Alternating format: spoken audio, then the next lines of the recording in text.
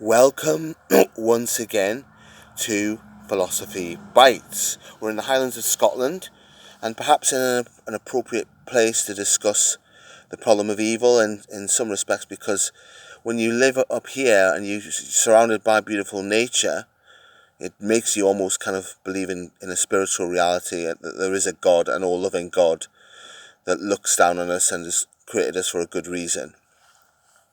So, responses to the problem of evil, which I laid out in the last video.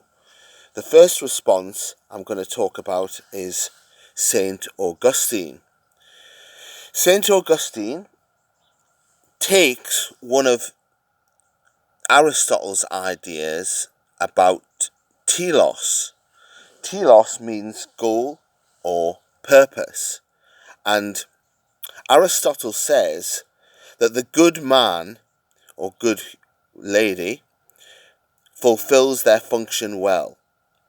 What is their function? For Aristotle, it was to reason well and to live a good life, to live a moral life. Augustine combines the philosophy of Aristotle with biblical evidence.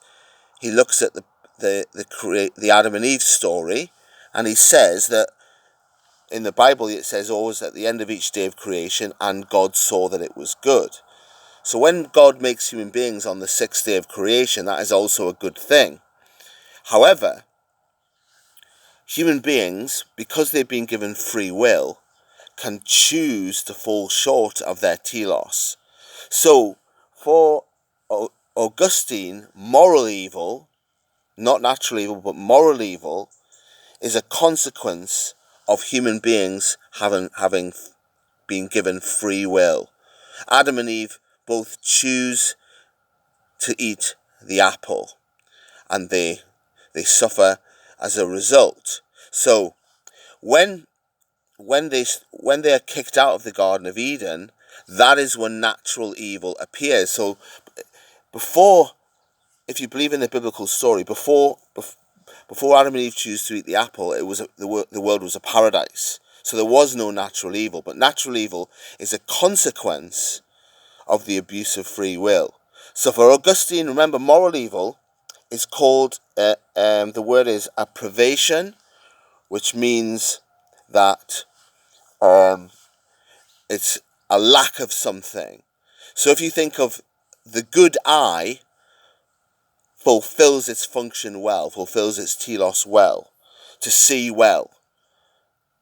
Blindness is an absence of sight. So God doesn't deliberately create moral evil, because moral evil is simply an absence of good. So that explains Saint Augustine's view on both moral and natural evil. He uses the Bible story, but he combines it with philosophy as well.